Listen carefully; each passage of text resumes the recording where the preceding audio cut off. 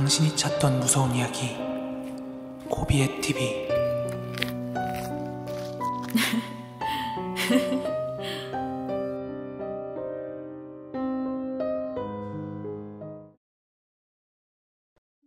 이 이야기는 요즘 이야기 아니에요? 조금 시간이 지난 얘기인데, 과거에 저희 외삼촌이 벤츠 E클래스 있죠? 그거를 중고로 구매하게 됐거든요. 근데 그 당시에는 뭐 지금처럼 뭐 SK 엔카라든지 K카라든지 이런 거 없을 때라서 사실 본인이 차를 잘 보거나 아니면은 딜러 말에 좀 의지를 할 수밖에 없는 그런 시장이었거든요, 그 당시에는. 근데 그 당시 딜러가 뭐라고 했냐면은, 이 차 솔직히 차 사고가 한번 난 차량이기 때문에 그래서 가격이 좀 싼 거다, 이렇게 솔직하게 말하더래요. 근데 뭐 어느 정도 사고가 났는지는 정확하게 들은 바는 없는데, 그냥 딜러가 말하기로 이게 뭐 큰 사고가 났던 건 아니고 가볍게 그냥 운전자가 타박상 정도 입은 사고였다, 이렇게 말하더래요. 근데 이제 외삼촌께서 이게 뭐 딜러가 숨기려고 하거나 덤태기 씌우려는 느낌이 아니라 솔직하게 이게 사고 차량이기 때문에 조금 저렴한 거다, 가격이 다운된 거다, 이렇게 솔직하게 얘기를 하는 모습에 그냥 믿고 감안하고 산 거죠. 아, 이래서 가격이 저렴한 거구나 하고요. 그리고 나서 차를 인도받고 난 후에 처음에는 이제 그 차가 내 몸에 익숙해져야 되잖아요. 그래서 이리저리 막 시운전하면서 직장도 출퇴근하면서 그런 과정이 있었죠. 근데 그 과정 동안에는 아무 문제가 없었다고 합니다. 근데 그 당시가 지금의 외숙모와 연애를 하고 있을 시기였거든요. 근데 그때 외숙모가 개를 너무 좋아해가지고 집에 말티즈 2마리를 키우고 있었대요. 당시 이 말티즈가 2마리 중에 1마리가 임신을 하고 있었던 상황이었어요. 근데 뱃속에 한 4마리 정도 새끼가 들어있는 상황이었는데, 한 번은 이제 외삼촌이 외숙모랑 드라이브 할 겸 해가지고 강아지도 같이 데리고 나갔대요. 그리고 차에 강아지를 뒷좌석에 태우고 달리기 시작했는데, 이상하게 원래 그 강아지들 엄청 순하고 막 짖거나 그러는 애들이 아닌데, 그 뒷좌석에 태워놓은 그 임신한 강아지가 막 갑자기 막 뒷다리를 마구 막 떨더래요. 그리고는 막 왕왕왕왕 진짜 죽일 듯이 막 짖더래요. 평소에 그 조용하던 걔가. 그래서 외숙모가 얘가 지금 여기 차가 많이 낯선가? 낯설어서 그런 거겠지 하고 익숙한 냄새 맡으라고 외숙모가 이렇게 손을 내밀어가지고 달래주려고 했는데, 갑자기 얘가 외숙모 새끼손가락을 콱 물어버린 거예요. 그 순한 개가 주인 손을. 그래서 지금도 외숙모 그 새끼손가락에 흉터가 있거든요, 개가 물었던 흉터. 아무튼 외숙모 새끼손가락이 다친 것도 다친 거지만 임신한 강아지가 막 저렇게 뒷다리를 떨고 막 짖고 물고 하니까 이거 좀 이상하다 싶어가지고 동물병원에 데리고 갔대요. 그런데 임신을 했지만 굉장히 건강 상태가 좋은 말티즈였는데, 그 뱃속에 있는 강아지들이 전부 자연유산 됐다고 그러는 거예요. 그래가지고 그 뱃속에 있는 새끼들, 죽은 새끼들 제거해주는 수술을 받고 집으로 돌아오는 길에 차에 태웠는데, 오는 길에도 차에만 타면 그렇게 막 다리를 바들바들 떨면서 짖더라는 거예요. 외삼촌은 차에 대한 이상한 점은 그때 전혀 느끼지 못하고 직장을 다니면서 항상 그 차를 이용해서 출퇴근을 했대요. 그렇게 한 1년 정도 연애를 하다가 연애 결혼을 한 거죠, 외숙모랑 외삼촌이. 결혼을 하게 됐고, 신혼을 채 충분히 즐기기도 전에 아기도 예정보다 일찍 가지게 됐어요. 그러니까 외숙모가 임신을 하게 됐는데, 보통 아기 임신하고 나면 주기적으로 초음파 같은 것도 받고 하잖아요, 산부인과 가서. 그래서 어느 하루는 저희 외삼촌이랑 외숙모가 초음파 받으려고 큰 대학병원에 갔대요. 가서 의사 선생님의 뭐 진단 결과 같은 걸 듣고 집으로 오는 길이었는데, 집에 오는 길에 그러더래요, 외숙모가. 자꾸 아랫배가 조금씩 아프다면서. 근데 외삼촌은 조금 걱정도 했지만 아주 큰일은 아니라고 생각하고 집으로 왔대요.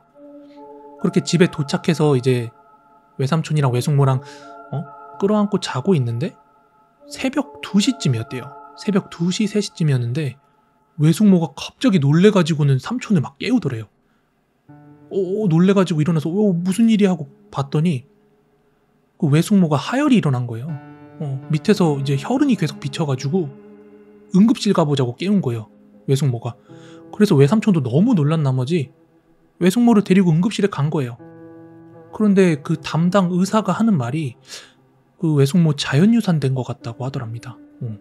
그 임신하고 나면 얼마나 애지중지해요. 결혼하고 처음 가진 첫째인데. 그래가지고 조금 마음고생을 하시다가 또 이제 그 다음번에 기적처럼 또 임신을 하게 됐는데 그 둘째도 자연유산이 됐어요. 저도 이제 나중에 들은 거지만 그렇게 2번의 유산이 있었다고 하더라고요, 외숙모가. 그렇게 자연유산이 2번 정도 이루어지니까 누가 그게 뭐 차 문제라고 생각을 했겠어요. 그저 외숙모가 뭐 자궁 쪽에 건강이 안 좋은가? 뭐 이렇게 생각을 해가지고 거기 뭐 할 수 있는 검사 같은 건 다 하고 뭐 좋다는 것도 막 먹고 그랬대요. 근데 의사들이 검사를 했을 때는 뭐 자궁에 혹 같은 것도 없고 아주 건강 상태나 컨디션이 좋다고만 하더랍니다. 그리고 외삼촌도 혹시 뭐 정자들의 염색체나 뭐 이런 게 안 맞을 수가 있으니까 그러다가 중간에 유산하는 거일지도 모른다고 해서 외삼촌도 덩달아서 정자 검사를 받았어요. 그런데 외삼촌도 검사를 해보니까 정자들이 매우 건강했대요. 난 이상이 없었지, 나는 정자왕이었지 막 이러면서. 그런데 며칠 후에 그 차가 좀 이상하다고 생각을 먼저 했던 거는 외숙모였어요. 외숙모도 계속 자연유산을 했지, 키우던 개들도 자연유산을 한 경험이 있다 보니까 우리한테 지금 뭐가 문제일까 이렇게 골똘히 생각을 하다 보니까 뭔가 차가 이상한 것 같더래요, 외숙모가. 그래서 자기야, 우리 차 이상한 것 같으니까 이거 차에 고사를 한번 좀 지내보는 게 어떻겠냐 이렇게 얘기를 했대요, 외삼촌한테. 근데 외삼촌은 원체 미신 같은 건 믿지도 않고 싫어하는 사람이라서 아이 말도 안 되는 소리 하지 말라고 그러면서 그 당시에는 그냥 넘겼대요. 그럴 수 있다고 생각합니다, 저는. 그런데 한날은 외삼촌이 그 회사의 선배 가족들이랑 우연히 이제 식사 자리가 생겼대요. 그래서 외삼촌이 그 선배 식구들을 픽업해가지고 밥 먹으러 식당에 가는 중이었대요. 외삼촌은 운전석에 있었고 외숙모는 이제 보조석에 올라타 있는 상태였고 그 회사 선배의 가족이 그 선배랑 선배 와이프 그리고 애가 하나 있었는데 애가 완전 깐난쟁이였대요, 애기. 그래서 그 선배 가족들은 뒷좌석에 나란히 쭉 탔는데 그 깐난 애기가 차에 올라타는 순간부터 막 그냥 응애 응애 하고 우는 게 아니라 숨 넘어갈 듯이 우는 거 있죠, 애기들. 진짜 아플 때. 막 그렇게 막 울더래요. 그래서 아유 조금 지나면 괜찮아지겠지 하고 아이고 놀랬어 그래서 재우려고 막 하는데 그 식당 가는 내내 아니 막 끝없이 울더랍니다. 끝없이. 심지어 울다가 막 먹었던 분유까지 막 올려내더래요, 그 차 안에서.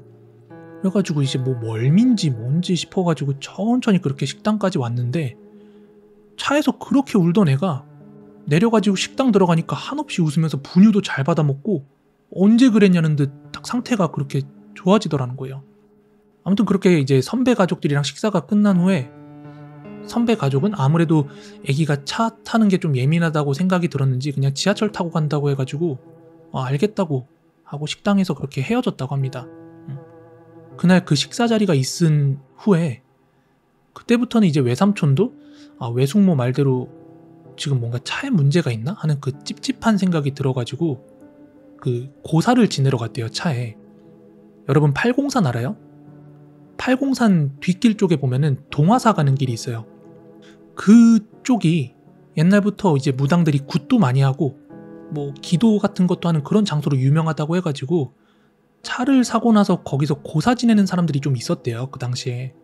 그래서 외삼촌이 차에다가 대구포 그리고 돼지머리 뭐 과일이랑 양초 같은 거 해가지고 이제 거기 간 거예요. 거기서 이제 차례상처럼 차려놓고 고사를 지냈다고 합니다. 그렇게 차 사고 없이 잘 타게 해주시고 막 이러면서 나름의 고사를 지내고 이제 고사가 막판에 이르를 때쯤에 고사를 지내고 있는 외삼촌이랑 외숙모 옆으로 굿인지 기도를 끝낸 건지 어느 무당이 이렇게 옆으로 쓱 지나가면서 그 외삼촌이랑 차 쪽을 이렇게 쑥 둘러보더래요. 그러면서 한마디 넌지시 던지고 가더랍니다. 뭐라 그랬냐면요. 이 차 이거 사람 잡겠는데? 이러면서 쓱 지나가더래요. 근데 외삼촌은 이 미신 같은 거 믿지 않는다 그랬잖아요. 지금 이 고사도 그냥 외숙모 말 듣고 좀 찝찝하니까 한번 해보는 거지. 근데 그 말 듣고 외숙모가 황급히 그 무당 따라간 거예요. 그래서 뭐냐고, 사람 잡는다는 게 무슨 말이냐고, 어떻게 하면 되냐고, 어떻게 하면 우리가 사고 안 나고 안전하게 탈 수 있냐고, 뭐라도 좀 알려주고 가야지. 사람 잡겠냐고 가면은 우리 찝찝해서 이 차 타겠냐고. 이렇게 막 사정사정을 하면서 물었대요. 그랬더니 그 무당이 다시 차 쪽으로 와가지고 이리저리 자세하게 살펴보더래요. 문도 열어보고 여기저기 막 둘러보면서. 다 둘러본 뒤에 무당이 이렇게 얘기를 하더래요.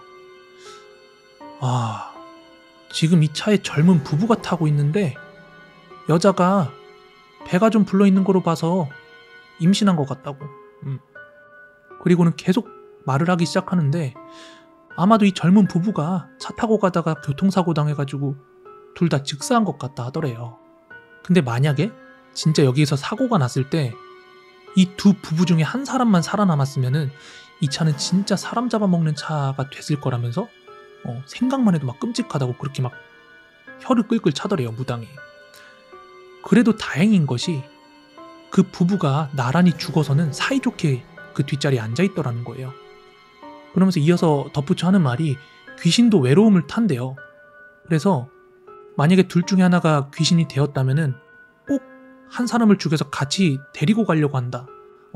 그렇기 때문에 만약에 여기 차에 붙어있는 귀신이 둘 다 죽은 게 아니라 한 사람만 죽었으면은 이 차에 탄 가족들이든 누구든 한 사람은 진짜 죽었을지도 모를 거라고 그렇게 얘기를 하더래요.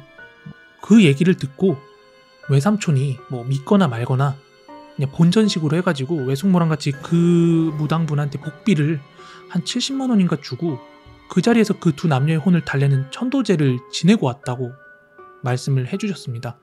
그리고 그렇게 천도제를 치렀음에도 불구하고 외삼촌이 그 차 계속 타는 거 꺼림칙하다고 거기 갔다 오자마자 한 2주일 있다가 그 차를 파셨대요. 그래서 지금은 시간이 지났으니까 그 차는 한참 전에 차고 지금은 다른 차를 타고 있는데, 그런 경험을 하셨다 보니까 지금도 주변에 사람들이 뭐 새 차를 사는 게 아니라 중고차를 산다든지 아니면 차를 바꾼다고 얘기를 하면은 그거 항상 잘 체크해보라고, 사람이 크게 다친 사고인지 아닌지 이런 거 가급적이면 확인할 수 있으면 최대한 좀 알아보고 사라고 그렇게 충고를 하고 다니시고 계십니다.